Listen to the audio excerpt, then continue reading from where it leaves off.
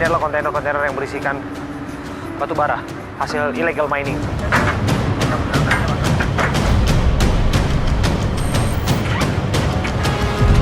Inilah batu bara ditambang secara ilegal di IKN.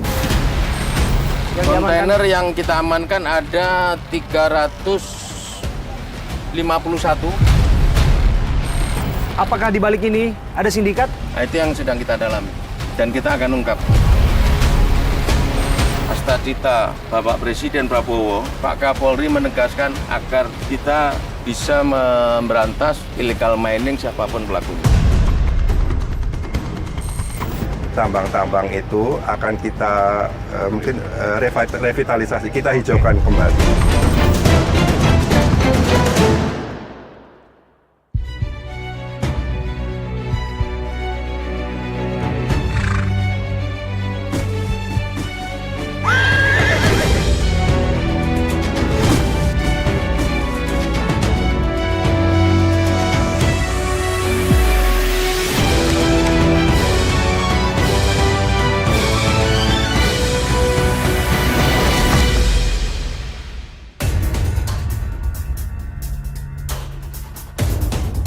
Direktorat Tindak Pidana Tertentu Bareskrim Polri berhasil mengungkap penambangan batu bara ilegal di kawasan IKN Kalimantan Timur.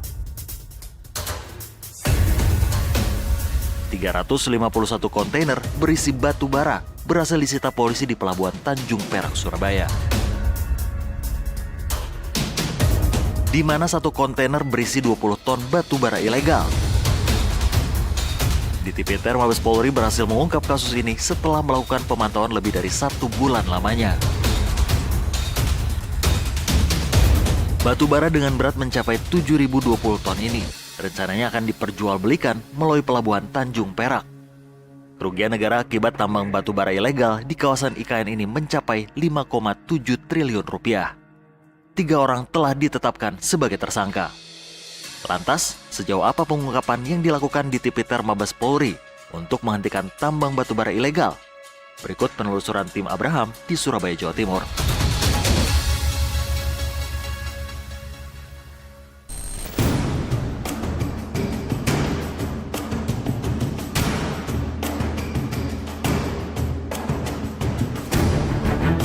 Sobat, saya Abraham Silaban. Ini titik di Pelabuhan Tanjung Perak, Surabaya. Kita hadir di sini untuk menindaklanjuti satu informasi yang kita terima. Setidaknya ada 350 kontainer berisikan batu bara tambang ilegal disita oleh aparat kepolisian. Tepatnya di Tipiter Bareskrim Polri. Anda bisa lihat, ini kontainer warna hijau di kiri dan kanan saya. Apa isi kontainer tersebut? Tentu itu adalah barang bukti yang tak lain tak bukan adalah batu bara hasil tambang ilegal yang diintercept oleh petugas. Nah, ini garis polisi ini.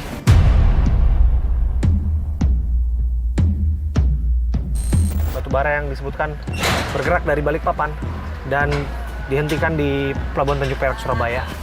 Kita sudah tiba nih. Kita langsung turun ya. Kita sudah tiba di kontainer yang jadi barang bukti ini.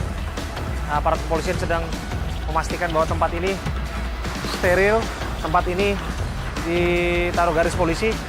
Kami sudah janjian dengan AKBP Andi Purwanto ya. Betul. Kanit 5, Subdit 5 di Tipiter. Subdit 5 di Tipiter Bareskrim Polri. Ya. Ya Mas Andi, ini berapa kontainer yang ada di sini, Mas Andi? Ini total ada 88 kontainer. 88. 88. Oke, sudah di garis polisi semua ya? Ya, garis polisi. Berarti di dalam ini batu bara? Mbak, ini berisi batu bara. 86, maaf, 86 kontainer, Mas. Oke, 86 kontainer ya? Ya. Ini dari laporan polisi loh. Ya, ini adalah laporan polisi. Ini cukup cepat. Ketika ada laporan polisi tanggal 14 Juli langsung Ya, memang. dilakukan penindakan? Ya, betul. Jadi ini laporan polisi 14 Juli, tapi sebelumnya di tanggal 27 sama 28 kita sudah melakukan penyelidikan, Mas, di Kalimantan Timur. Oke. Ya, jadi kita mengetahui terkait asal-usul batu bara ini dari mana. Kemudian kita ikuti sampai tiba di Pelabuhan Tanjung Perak. Oke. Berarti sudah diikuti sampai Sudah di di surveillance kita, sudah melakukan penyelidikan. selama berapa lama? 1 minggu lebih Mas. Sudah. 1 minggu lebih ya? 1 minggu lebih. Ada 86 kontainer yang ada di sini. Kira-kira satu kontainer berapa isinya? Berapa 20 banyak? ton. 20 ton? Kurang lebih 20 sama 25 ton estimasi berat. Karena dia tergantung jenis batunya, tergantung kadar batunya, tergantung bongkahan batunya seperti apa. Tapi Oke. estimasi ini 20 sampai 25 ton. Ekivalen berapa banyak ini untuk yang 86 ini? Kira-kira? 20 berarti kalau kali 100 kali 80 ya berarti 1.600-an lah. 1.600 ton. Iya. 1.600 ton batu bara. Ini ada beberapa titik lain ya, saya dengar? Ada 3, kebetulan ada 3 agen pelayaran yang mengangkut itu, yang mengangkut batu bara. Totalnya semua di sini ada 248 kontainer. 248 kontainer. Di sini, di Tanjung Perak ini terbagi di 3 tempat. Oke. Wah, berapa banyak itu, Mas Andi? Kurang lebih kalau dikalikan ya kurang lebih ada 4.000 sampai 5.000 ton. Metrik ton. Wow. 4.000 sampai 5.000 metrik ton batu bara diamankan di Pelabuhan Tanjung Perak, Surabaya. Oke, dipastikan bahwa tempat ini sudah di garis polisi dan ini sudah jadi wilayah hukum Baris Krim Polri, kira-kira Ya, gitu. betul.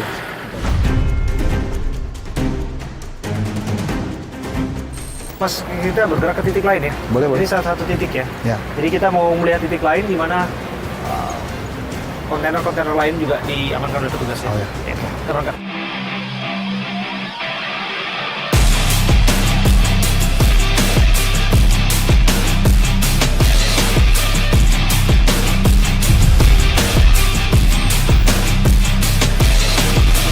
Ini sedang ada pemindahan. Ini bukan batu bara nih. Ini bukan batu bara, yang bawa batu bara. Ya, ini yang beratus nih batu bara. Udah kita bisa mendekat kali ya? Nah ini yang total. Oke. Ayo, ayo. Ini berapa banyak yang ada di sini, Mas Andi? Apa? Berapa banyak yang ada di sini? Ini kurang lebih 57 kontainer.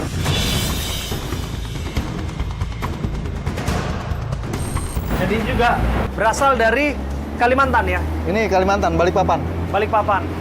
Nah kok bisa terpecah-pecah gitu, Mas? Artinya ada satu Ya, tempat, mereka- satu depo-depo yang berbeda? Enggak, kalau di Kalimantannya satu pelabuhannya. Oke. Cuman kan perusahaan agen pelayarannya kan berbeda-beda, Mas. Dan pemiliknya juga, pembelinya beda, pemiliknya juga lain. Oh, berarti bisa dipastikan pembeli yang di tempat kita pertama dan yang kedua itu berbeda? Berbeda. Berbeda. Dan jumlahnya juga berbeda-beda? Jumlahnya berbeda-beda.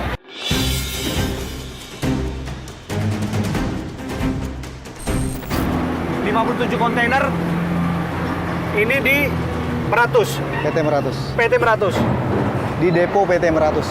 Di depo PT Meratus ada 57 kontainer. Sebelumnya kita sudah melihat ada 86 kontainer batu bara semua. Batu bara.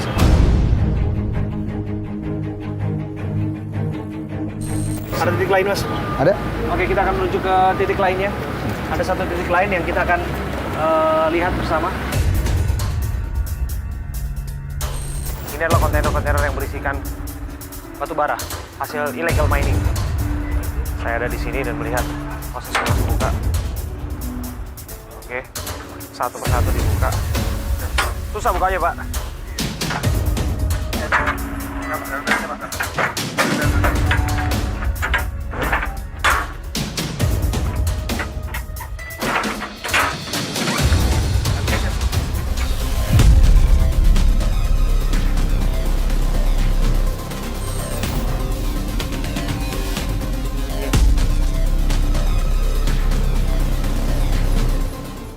Bara ilegal.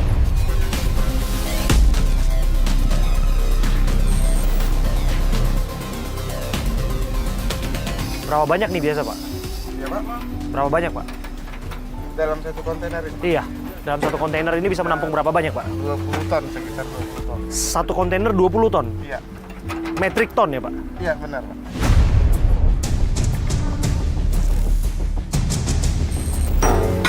Ya, kita buka.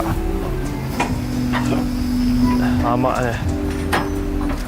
Ya, batu bara ya. Ini batu bara yang merupakan barang bukti. Ini batu bara dari tambang ilegal yang diamankan oleh Dir Tipiter Baris Krim Polri. Anda bisa lihat nih. peta praktik penambangan tanpa izin di kawasan konservasi Tahura IKN, Kukar, Kalimantan Timur. Prakteknya, apa yang kita lihat di sini adalah batu bara yang ditambang di IKN, Ibu Kota Nusantara. Ini petanya 2019, 2020, 2021, 2022 Anda masih bisa lihat nih, 2023, 2024. Ini peta penambangannya. Nah, mungkin nanti kita akan bisa dapat keterangan di sini. Saya ada di sini untuk menunjukkan 1 kontainer, 2 kontainer. Ini kontainer ketiga, kontainer keempat, 5, 6, 7, 8, 9, 10. Ini tidak seberapa disebutkan lebih dari 300 kontainer batu bara yang ditambang di kawasan konservasi hutan di Kalimantan Timur, tepatnya di ibu kota Nusantara. Ini dia, saya ada di sini untuk menggambarkan kepada Anda, inilah barang bukti itu yang sudah diamankan. Inilah batu bara yang disebutkan ditambang secara ilegal di IKN.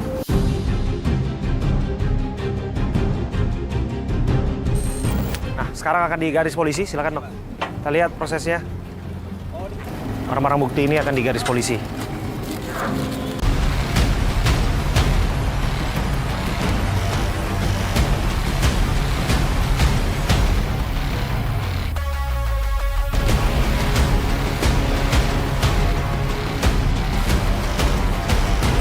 Disebutkan bahwa ini diintersep alias penyelidikan sudah dilakukan dalam jangka waktu 2 mingguan untuk mengintai di mana berlabuhnya batu bara ilegal ini.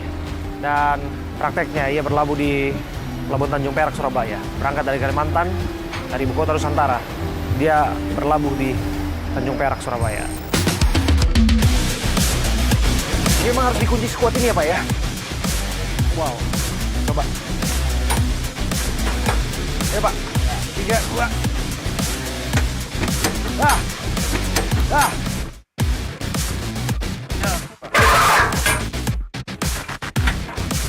Ini dia nih, batu bara dari ibu kota Nusantara. Bapak tahu nggak ini membawa tambang batu bara ilegal di kapal Bapak? Jelas kita nggak tahu, Pak. Nggak tahu. Karena ada dokumennya semua. Dokumennya sebetulnya lengkap. Lengkap. Dan tahunya ketika bahwa batu bara ini disebutkan ilegal tuh tahu dari mana Pak? Dari Barreskrim. Dari Barreskrim. Ya. Prakteknya sebetulnya business as usual. Iya. Jadi semuanya sebetulnya baik-baik saja. Iya. Sampai pada akhirnya kontainer ini berlabuh di Pelabuhan Tanjung Perak, Surabaya. Iya. Kaget dong Pak. Iya, itu Pak, kaget. Secara dokumen kan kita melihat ada. Ternyata kan masalahnya bukan di situ.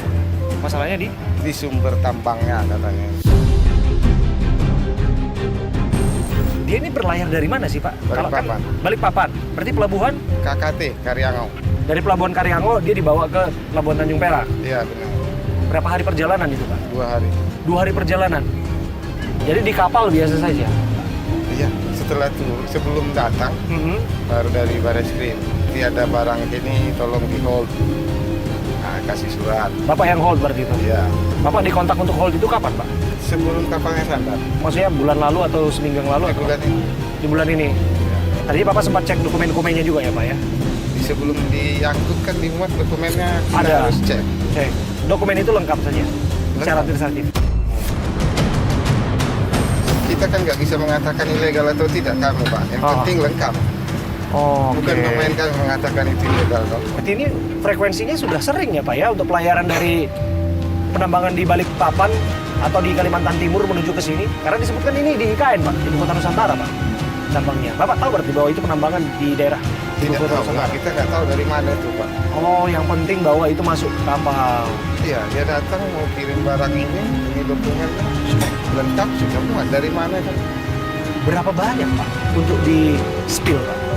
Untuk di pelayaran sendiri, yang di pelayaran spill? 151. 151 kontainer. Iya. Dan 151-nya itu semua disita oleh petugas. Iya. Apakah di balik ini ada sindikat? Nah, itu yang sedang kita dalami. Praktek tambang ilegal ini kan tidak hanya batu bara dan tidak hanya di kawasan IKN. Seperti kami sampaikan tadi bahwa ini masif, nanti akan berkembang kepada komoditas yang lain seperti nikel.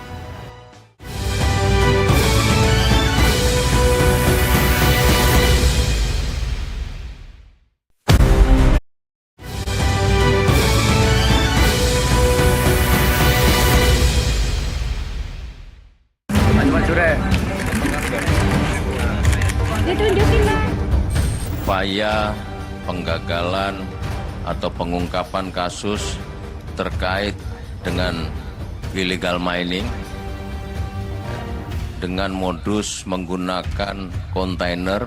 Memang pada prinsipnya kontainer atau batu bara ini dibekali dengan dokumen yang sah. Namun asal-usul barang diduga kuat berasal dari kawasan IKN. Kerja dari rekan-rekan pimpinan Polri dan juga ESDM ini merupakan bukti sinergi yang dilakukan oleh otoritas IKN untuk kemudian bisa membangun bersama. Karena bagaimanapun juga, seperti yang disampaikan oleh Pak Pimpinan, IKN ini adalah wajah dan marwah negara kita. Ini adalah operasi dari yang hulu sampai ke hilir. Ini yang pertama kali, operasi hulu sampai ke hilir, sampai ke Surabaya ini. Makanya kami sangat apresiasi dan terima kasih dengan jajaran Mabes Polri, karena ini baru pertama kali menangkap batu bara sampai kepada penerima manfaatnya. Kemudian untuk upaya pengendalian pencemaran lingkungannya juga. Jadi tidak ada upaya pengendalian air limpasan dari kegiatan area pertambangan. Itu kita lihat nanti kalau di gambar tersebut sudah dilihat dari bahwa air limpasan dari kegiatan-kegiatan penambangan itu langsung terbuang ke lingkungan, ke badan air tanpa ada pengolahan. Itu kemudian terbentuk yayasan tambang yang tidak dapat pengolahan secara khusus.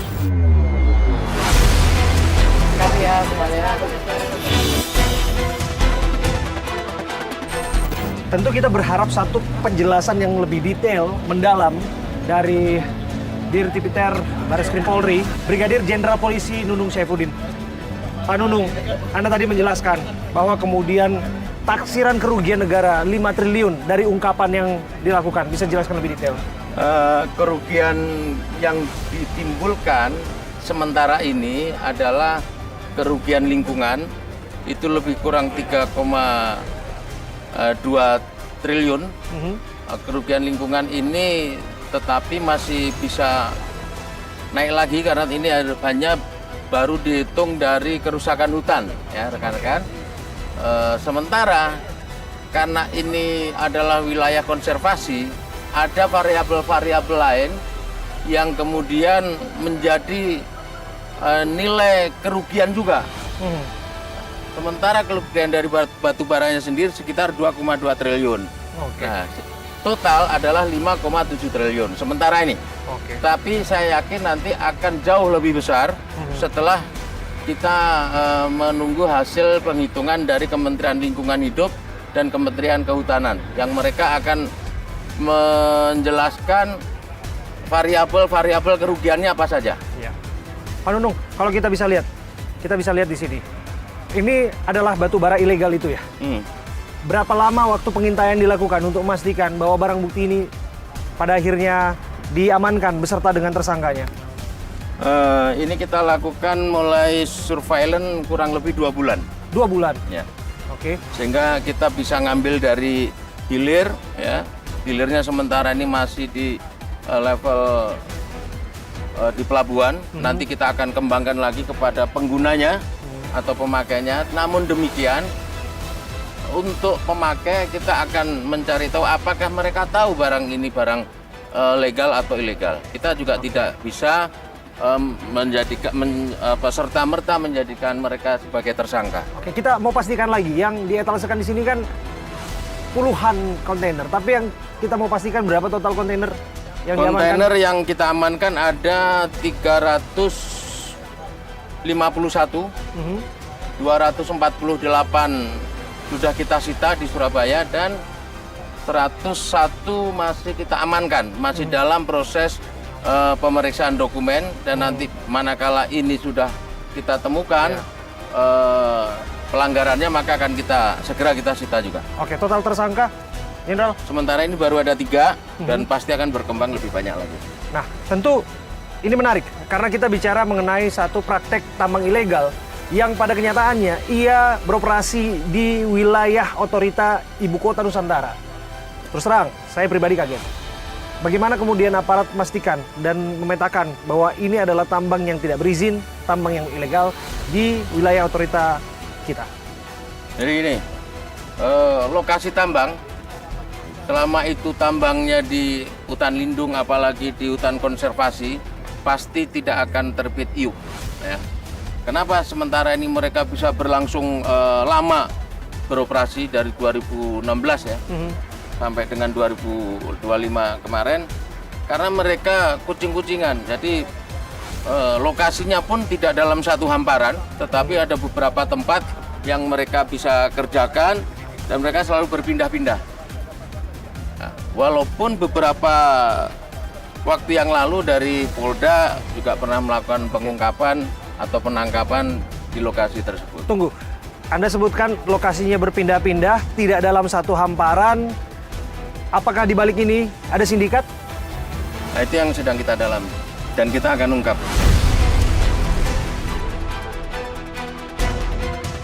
Komitmen kita dalam rangka mendukung Astacita Bapak Presiden Prabowo, Pak Kapolri menegaskan agar kita bisa memberantas illegal mining siapapun pelakunya.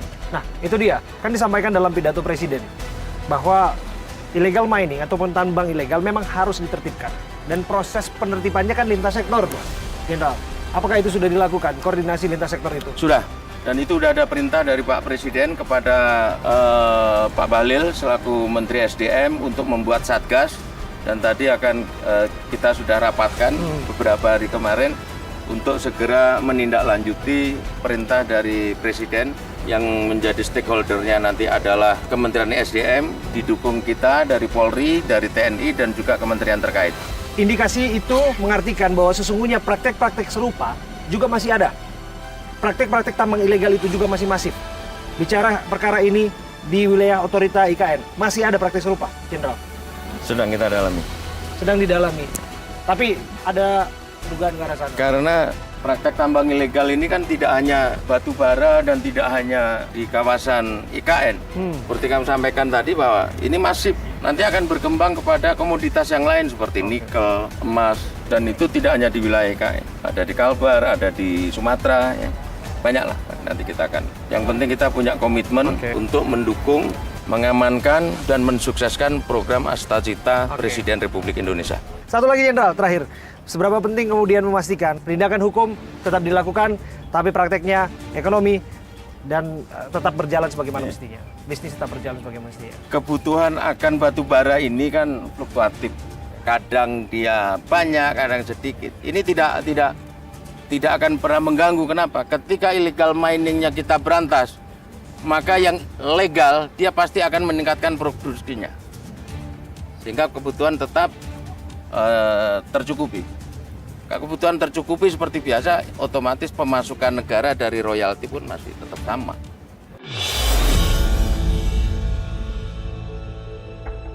Batu bara yang ditambang secara ilegal di Ibu Kota Nusantara, Pak.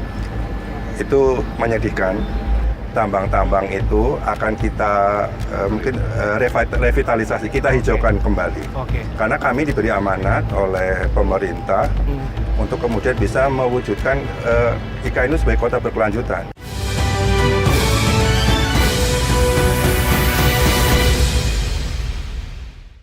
Usahakan minimal harga stabil.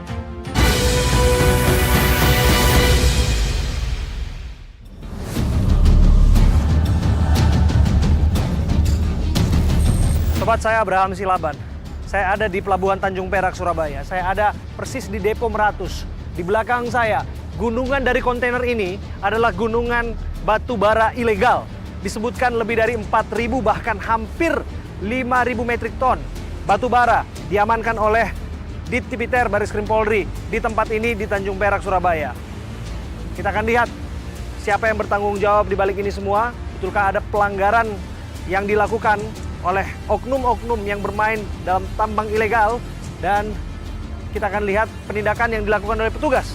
Tentu ini jadi pelajaran ke depan supaya siapapun yang bermain-main dengan hukum kita, mereka harus ditindak tegas, apalagi kaitannya dengan penambangan batu bara ilegal.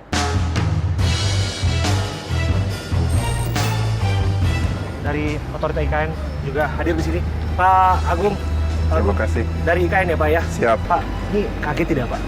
Ada temuan disebutkan 7.020 ton batu bara yang ditambang secara ilegal di ibu kota Nusantara Pak.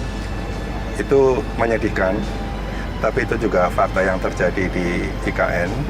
Memang selama ini masih banyak aktivitas penambangan ilegal yang terjadi di IKN.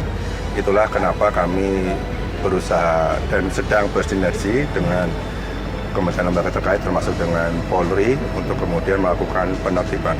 Karena kerugiannya luar biasa, Artinya kalau ini tidak kita tertibkan, itu anak cucu kita yang nanti akan menanggung akibatnya. Ya kalau kita lihat ini yang dietalasekan Sebagian kecil. Sebagian kecil ya Pak ya. Betul.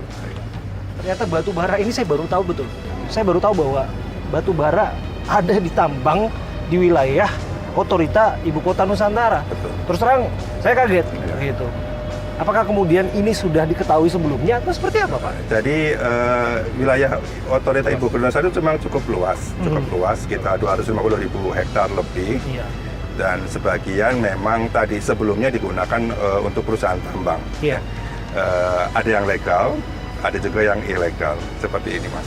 Nah, dengan peraturan yang ada, itu diharapkan dengan adanya IKN, tambang-tambang itu akan kita mungkin revitalisasi, kita hijaukan kembali. Oke. Karena kami diberi amanat oleh pemerintah untuk kemudian bisa mewujudkan IKN itu sebagai kota berkelanjutan. Jadi meskipun kami punya wilayah yang luas, 250.000 hektar lebih, itu 75%-nya adalah kawasan hijau.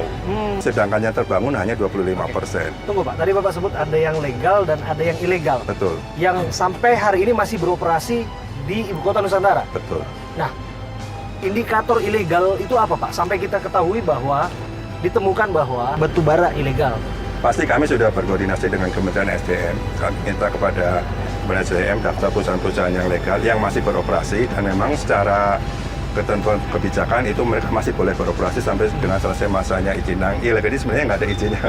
Hasil tambang tanpa izin dari pemerintah yang sah.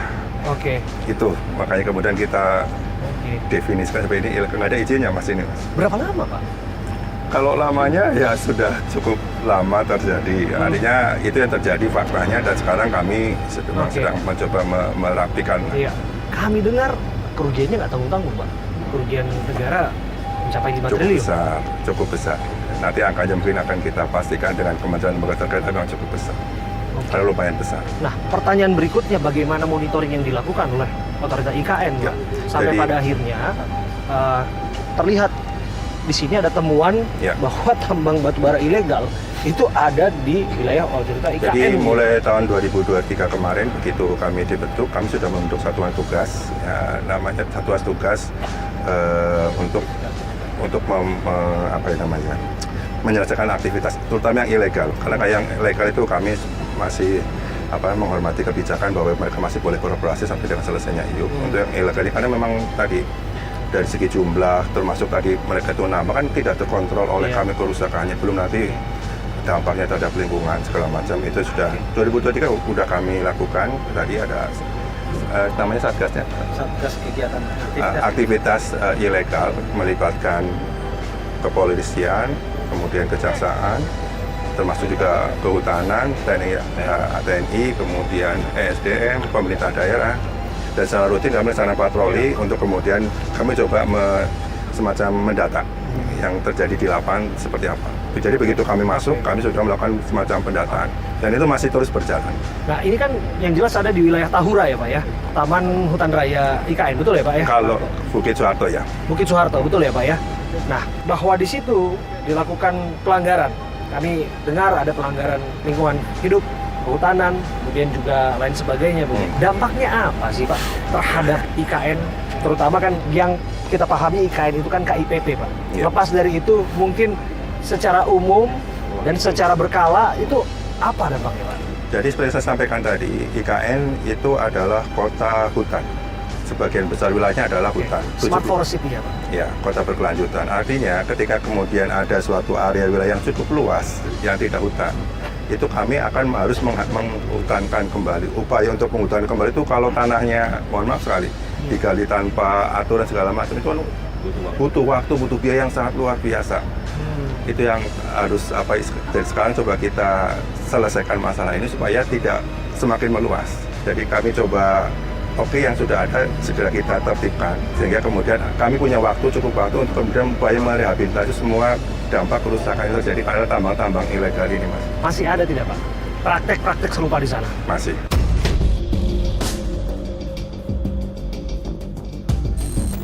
Karena kami masih beroperasi, masih buat masih mendata, masih berpatroli dan sebagainya, itu masih itu.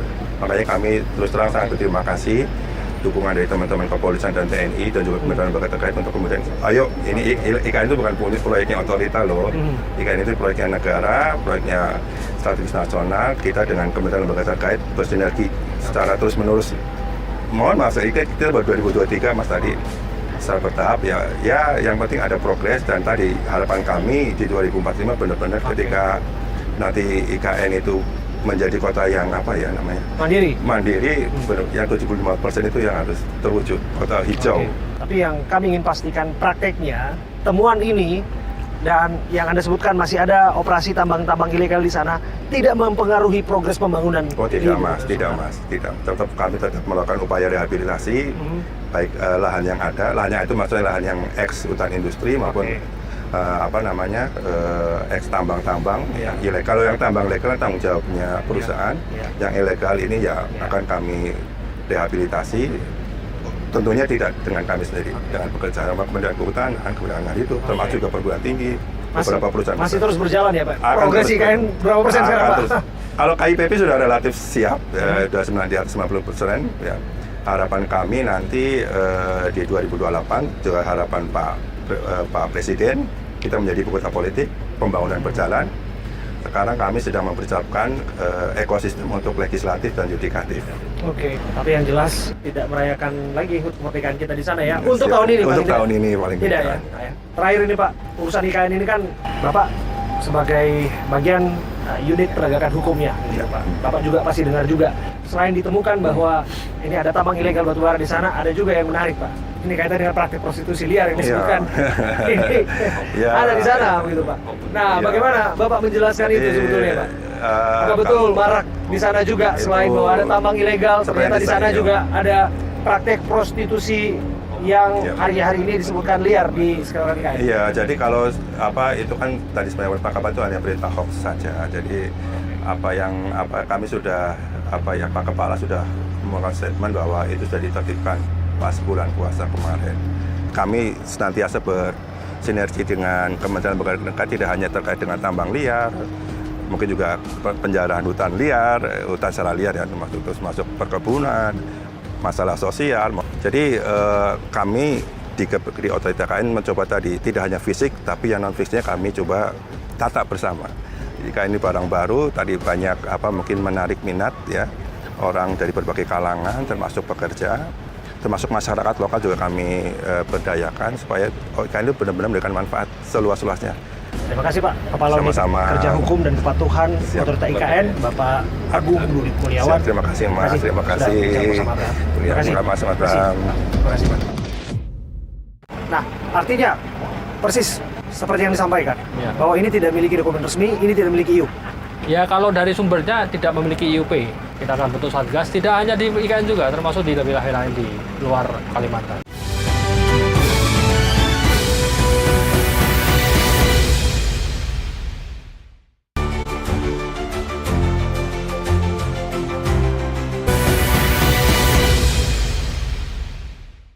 Di belakang saya, gunungan dari kontainer ini adalah gunungan batu bara ilegal.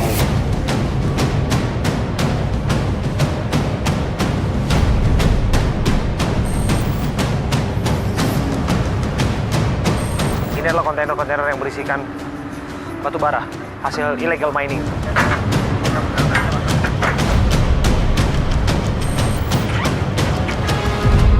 Inilah batu bara ditambang secara ilegal di IKN. Yang Kontainer yang kita amankan ada 351. Apakah di balik ini ada sindikat? Nah, itu yang sedang kita dalami dan kita akan ungkap. Cita Bapak Presiden Prabowo, Pak Kapolri menegaskan agar kita bisa memberantas illegal mining siapapun pelakunya.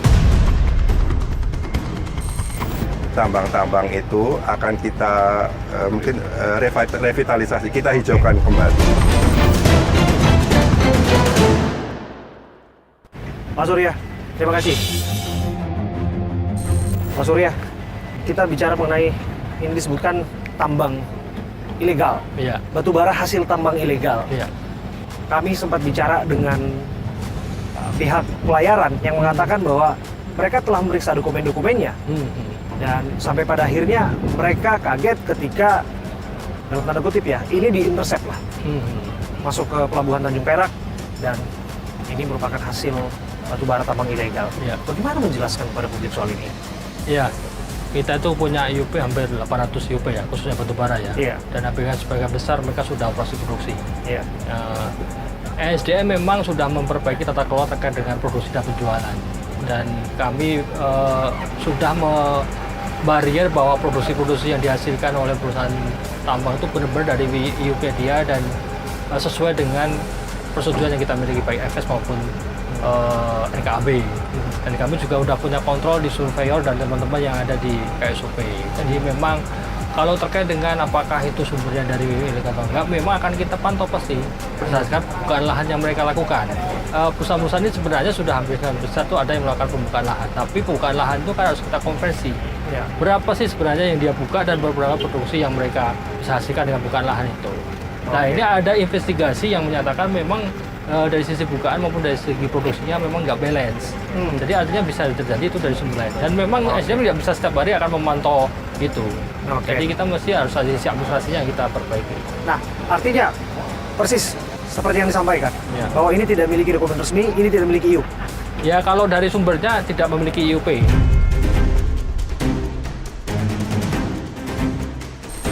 Dan itu ditemukan di wilayah IKN, Ya. Pak Surya. Nah, ini yang mengagetkan. Mengapa bisa demikian ya? Ya memang IKN sekarang kan menjadi center dan polusinya kan harus bebas dari semua kegiatan ilegal termasuk pertambangan. Nah ini concernnya pemerintah juga, kita harus bersihkan terkait dengan tambang-tambang ilegal ini. Enggak, dalam bayangan kita kan, semestinya kan monitoring itu sudah dilakukan jauh-jauh hari. Sampai pada akhirnya kemudian sudah ada produksi batu baranya, dibawa ke pelayaran sampai ke Tanjung Perak dari Balikpapan. Nah ini kemudian bertanya-tanya, lah apakah ini dalam tanda kutip kecolongan atau seperti apa dari Kementerian SDM? Ya memang bukan kecolongan ya. Proses bisnis tambang itu tidak bisa dari hanya sisi SDM itu. Karena kan dari sisi hulunya memang kita bisa bantu melakukan, tapi dari sisi hilir sampai dari sisi lokasinya perlu keterlibatan banyak pihak. Jadi salah satu yang kadang-kadang dengan teman-teman Barreskrim kita melibatkan dari sisi IKN, dari sisi LH, dari sisi Gakum, dari sisi SDM untuk ngawasin bersama-sama. Dan dipastikan bahwa di sekitar IKN tidak ada temuan lain seperti ini atau barangkali masih ada kecurigaan ke arah sana. Ya insya Allah kita akan selesaikan.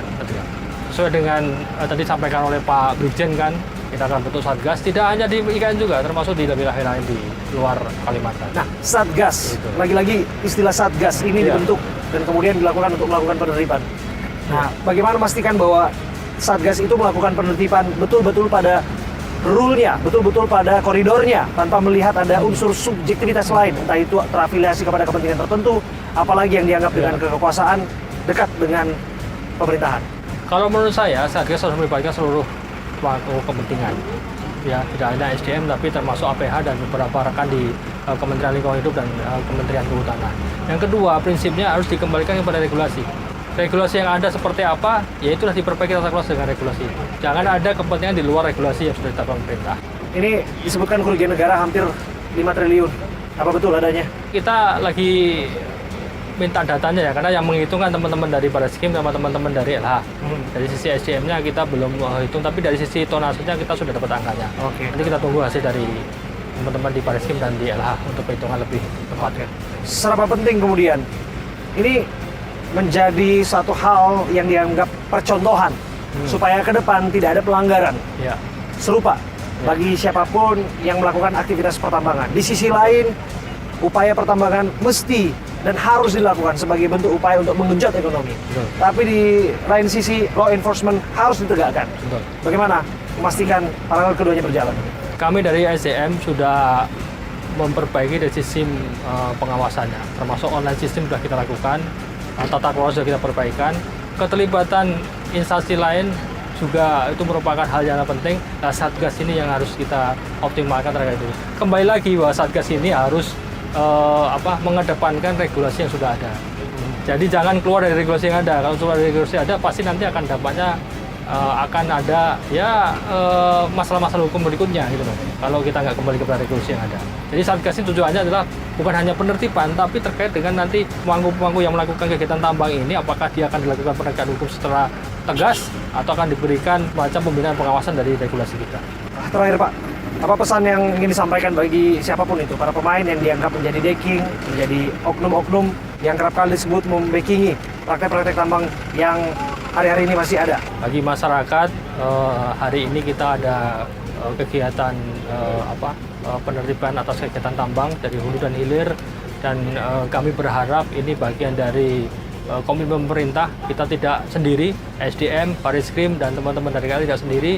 Kita bersinergi untuk menertibkan terkait dengan tambang ilegal, dan bagi para pelaku usaha, tolong agar tata kelola pertambangannya, good mining practice, good governance-nya tetap dijaga. Karena sumber daya alam ini tidak terbarukan, dan harus kita makan untuk anak cucu kita semua. Terima kasih Pak Terima kasih, Surya. Pak, ya. Terima kasih Pak Surya, Ya, Direktur Pengusahaan Batubara Kementerian SDM sudah berbincang bersama dengan kita.